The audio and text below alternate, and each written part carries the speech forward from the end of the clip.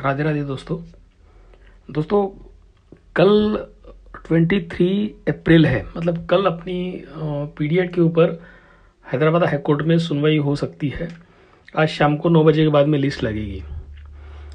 आज का यह ऑडियो इसलिए ला रहा हूँ कि ग्रुपों में मैंने कुछ ऑडियो सुने जिसके ऊपर रेड्डी जी के ऊपर कुछ चीज़ें लगाई गई, उनके ऊपर कुछ तोहमत लगाई गई, या बहुत सारे आप लोगों के मन में बहुत सारी बातें हैं। इसके पहले भी मैंने बहुत बार बोला था आपको कि रेड्डी जी ने क्या क्या किया है। फिर भी एक शॉर्ट में आपको बोलता हूँ कि 22 सितंबर के दिन, मतलब सर को अरेस्ट हुई है 7 सितंबर को, और 22 सितंबर के दिन रेड्डी जी अपने केस के अंदर इन्वॉल्व हुए हैं। जो लोग उस वक्त मौजूद थे उन लोगों को ये सारी बातें पता है। 22 सितंबर के दिन रेड्डी जी अपने केस में इन्वॉल्व होते हैं। तब तक अपने ऊपर 3 केस ऑलरेडी लग चुके थे। 30 अगस्त को, एक 6 सितंबर को और एक 14 सितंबर को। ये 3 केसेस अपने ऊपर थे। उनके हाथ में जब काम दिया गया तब 3 ही केस अपने ऊपर थे। काम स्टार्ट हुआ उनका 22 सितंबर से। पहला ही काम उन्होंने किया कि जो 14 सितंबर के दिन जो केस बनी थी उसका उन्होंने पुलिस कस्टडी खारिज करवाई। उसके बाद में उन्होंने 6 सितंबर के केस की पुलिस कस्टडी खारिज करवाई। ये हो गई 2 ऑर्डर। और 7 अक्टूबर आते आते 2 केस की बेल और 1 केस खारिज करवा दी। जो तीनों केस के काम था वो अपना 7 अक्टूबर के दिन रेड्डी जी खत्म कर चुके थे। अब बोलो 22 सितंबर से लेके 7 अक्टूबर तक दिन कितने हुए? 18 या 19 दिन। 18-19 दिन के अंदर इन लोग रेड्डी जी ने 2 बार अपनी पुलिस कस्टडी खारिज करवाई, 2 बेल ली और 1 केस हाई कोर्ट से खारिज कर दी। वहां पे उनका काम खत्म हो गया। 3 ही केस थी। फिर सर को 8 अक्टूबर के दिन हरियाणा लेके गए। वहां पे जो फतेहाबाद और हिसार में केस चली थी उनकी ट्रायल के लिए, उनको वहां पे लेके गए। इस दौरान क्या हुआ कि 15 अक्टूबर के दिन एक केस, चौथी केस और हो गई तेलंगाना में। उसमें तो रेड्डी जी का कोई दोष नहीं था, कोई रोल नहीं था। वो तो नया मैटर शुरू हुआ। जब उनको काम दिया गया था 3 ही केस थे। तीनों केस का वो काम उनका कर चुके थे 8 अक्टूबर तक। अब ये 15 अक्टूबर को दूसरा केस हुआ। सर 15 नवंबर के दिन, सीएमडी सर 15 नवंबर के दिन वापिस तेलंगाना गए। 12 नवंबर से लेके 29 नवंबर तक कितने दिन हुए गिनो। इस दिन के अंदर एक चौथी केस की भी बेल करवा दी और हमने क्लब ऑफ केसेस के लिए डाली थी केस, वो हाईकोर्ट में वो भी याचिका चली। अब 29 नवंबर के दिन पुलिस ने पीडी एक्ट लगा दिया। इसमें रेड्डी जी का क्या रोल आया बोलिए? पहली बार भी 17-18 दिन के अंदर आपको 2 केस की बेल, 1 केस खाली करवा दी। दूसरी बार जब रेड्डी जी के हाथ में फिर से गए तब भी उन्होंने 15 या 16 दिन के अंदर ही आपको चौथी केस की बेल दिलवा दी। कितना दिन रहे रेड्डी जी अपने हाथ में? 1 महीना। अगर दोनों पकड़ के चले तो 1 महीने के अंदर आपको 3 केस की बेल होती है, 1 केस खारिज होती है, 3 बार आपकी पुलिस कस्टडी खारिज हो जाती है। क्या ये काम कम हो गया 1 महीने में?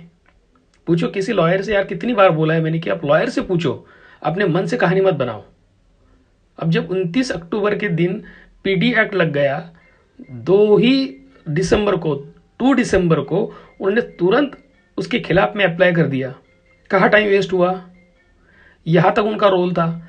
अब एडवाइजरी बोर्ड बैठना ये रेड्डी जी के हाथ में नहीं है।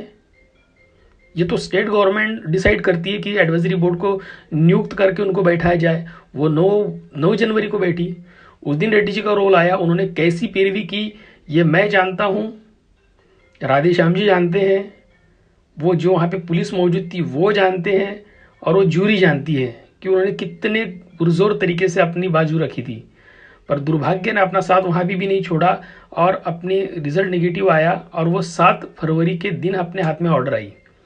ऑर्डर लेना ये किसी लॉयर के हाथ का बस का रोग नहीं होता है कि जाके एडवाइजरी बोर्ड से चलो मेरी ऑर्डर दे दो। ऐसा नहीं होता है। वो ऑर्डर आते आते अपने हाथ में गिरी 17 फरवरी के दिन, और 18 ही फरवरी के दिन रेड्डी जी ने, मतलब 1 दिन भी वेस्ट नहीं किया, पूरा प्रिपरेशन करके रखा। 18 तारीख को हाईकोर्ट में एप्लीकेशन लगा दिया और 22 अक्टूबर के दिन अपनी पहली हियरिंग हुई, 22 फरवरी के दिन अपनी पहली हियरिंग हुई और अपने को डॉकेट नंबर उसी दिन मिल गया। और 22 फरवरी के बाद में कंटिन्यू आज तक आपको हर चीज की अपडेट मैंने दी है। अब इस बीच में, इस दौरान में रेड्डी जी का आप रोल बता दो कि इस जगह पे उनका रोल संदिग्ध है या उन्होंने कम अपनी एफर्ट्स किए हैं। इस बीच में हमारी बेल कैंसिल कराने के लिए भी पुलिस ने एक एप्लीकेशन लगा था हाईकोर्ट में, वो भी रेड्डी जी ने खारिज करवा दिया। वो आपने गिना आपके बेस में, आपने वो नहीं गिना, फिर किस लिए उंगली उठाते हो? और मैं ये बोल रहा हूं क्योंकि मैं बहुत करीब से जान रहा हूं उनको। अक्टूबर महीने से मैं रेड्डी जी के साथ में हूं और मुझे मैनेजमेंट ने मेरे पर उतना विश्वास किया था कि मैं उनके साथ में रह पाऊं, इसलिए मैं ये सारी चीजें मेरी आंखों से देख रहा हूं और आपके सामने मैंने रखी है। और चीजें झूठ कहाँ है?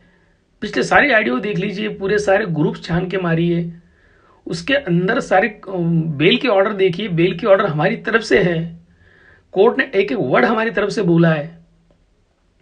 क्या ये रेड्डी जी की मेहनत नहीं है? किसकी मेहनत है फिर? हमारे कंपनी को चिट फंड से बाहर निकालना, प्रोडक्ट बेस साबित करवा देना, हमने अनएम्प्लॉयड यूथ को एम्प्लॉयमेंट दिया, जीएसटी भरा, टैक्स भरा, कोर्ट की जितनी भी पुलिस ने प्रोसेस की है वो एब्यूज ऑफ लॉ है, कायदे के खिलाफ में जाके किया हुआ है। ये सारी चीजें कोर्ट ने पुलिस को बोली है। किसके बदौलत? आपके मेरे बदौलत बोली है। कुछ तो किया होगा उन्होंने फाइट। अरे जिन लोगों ने रेड्डी जी की पैरवी कोर्ट में देखी है उनसे मिलो ना, उनसे बात करो। जिस किसी को पता ही नहीं है वो भी बोलेगा तो कैसे चलेगा? अभी कल 23 तारीख है, हर बोलता है सर 23 तारीख को नहीं हुआ तो हम शाम को ये कर देंगे। अरे भाई साहब, चीफ जस्टिस के आगे कौन जा सकता है? आप, मैं, कौन जा सकता है? हम तो प्रे कर रहे हैं, आप सब प्रे कर रहे हो कि कल के कल अपनी सुनवाई हो जाए। हम भी रेड्डी जी को रिक्वेस्ट करेंगे सर प्लीज आप बियॉन्ड द लिमिट जाके, बियॉन्ड द बाउंड्री जाके आप कुछ करिए हमारे लिए। उन्होंने हाँ भी किया, प्रॉमिस भी कर रहे हैं कि चलो मैं कुछ करता हूं। ऐसा होता नहीं फिर भी मैं करूंगा कोशिश कि अपनी केस कल के कल अपनी सुनवाई हो जाए। पर आप इस तरीके से अगर बिहेव करोगे तो कैसे चलेगा? राम सिंह जी लाइव क्यों नहीं आ रहे ये चीज मैं ऑडियो में नहीं बोल सकता, कुछ मजबूरियां होगी, समझ जाइए। अब मैं क्या कौन कौन सी चीज खुल के बोलूं, मेरे तो समझ में नहीं आ रहा है और समझाना मुश्किल हो गया है। मैंने हर किसी को जिसने मुझे कॉल किया मैंने उसको सारी डिटेल में बहुत बार बोली है। कितने ऑडियो में आपको कोर्ट की प्रोसेस, इसलिए मैं बार बार बोलता था कि आपके मन में कोई सवाल ना रहे, आप संदिग्ध ना रहे, इसलिए हर बार मैं प्रोसेस बोलता हूं। इतनी प्रोसेस बोलने के बाद में भी आज हमने वही कर दिया जो नहीं करना चाहिए था। क्यों हर्ट कर रहे हो किसी को? क्या होगा रेड्डी जी को बदल के? क्या तुम्हारे हमारे हाथ में है रेड्डी जी को बदलना? बदल दिया, कौन सा लॉयर लाओगे? एक रात में 2 घंटे के अंदर वहां पे खड़ा करोगे जो पूरी केस फिर से समझेगा और फिर से लड़ेगा? मतलब एक दिन हम वेट नहीं कर सकते हैं तो हम लॉयर बदलने की बात कर रहे हैं? किस बेस के ऊपर? रेड्डी जी ने क्या किया है मैंने आपको सामने बोला है। और रेड्डी जी के ऊपर ट्रस्ट राधेश्याम जी का है, हम सबका है। जिन जिन लोगों ने उनको देखा है उन सबको पता है कि वो क्या है। इसलिए फोन पे बोलने से अच्छा है कि एक बार आप खुद जाइए हैदराबाद, एक बार मिलिए रेड्डी जी से और प्लीज उनको फोन करके डिस्टर्ब मत करिए। वो सुबह 9:35 से लेकर शाम के 6 बजे तक हाईकोर्ट में होते हैं। बहुत बिजी पर्सन है भाई साहब। जब हम मिलने जाते हैं तो हमें 2-2 घंटे वेट करना पड़ता है बाहर बैठ के, फिर हम रेड्डी जी से मिलते हैं और हम तुरंत उठा के उनको फोन लगा देते हैं। कुछ तो समझिए, कुछ तो समझिए। आपकी जवाबदेही आपके बड़े लीडर से बनती है कि वो आपको जवाब दे। अगर वो नहीं है तो अपने किसी एफएम के आदमी से पूछो, और नहीं तो आपको तो ऑडियो मिल ही जाते हैं। फिर रेड्डी जी को बार बार कॉल करके क्या मतलब है? वो किस किस को क्या क्या जवाब देंगे? इसलिए कभी कभी ऐसा होता है कि मुझे कुछ बोल दिया, दूसरे को कुछ बोल दिया, वो भी तो डिस्टर्ब हो जाते हैं और फिर हम उस बात का इशू बनाते हैं कि तो बोलते होता। पर करेंगे क्या वो? क्या वो खुद जज है? क्या कोर्ट उनके घर में चलता है? वो लॉयर है, उनका काम है पैरवी करना और वो अपने ईमानदारी से पूरी कोशिश करते हैं। जब भी उनके सामने उनको वक्त मिलता है पैरवी करने का, जिन जिन लोगों ने उनको लड़ते हुए देखा है उनसे पूछो, खुद अंदाजे मत बनाओ। कल 23 तारीख है, कोशिश करने का वो भी कर रहे हैं, सब कोशिश कर रहे हैं कि कल अपनी सुनवाई हो। फिर भी ये सारी चीजें चीफ जस्टिस जी और अपनी कोर्ट की प्रोसेस के ऊपर डिपेंड करती है। कल शाम को फिर से वही पैनिक, वही सिचुएशन मत करना, प्लीज मत करना। Thank you so much.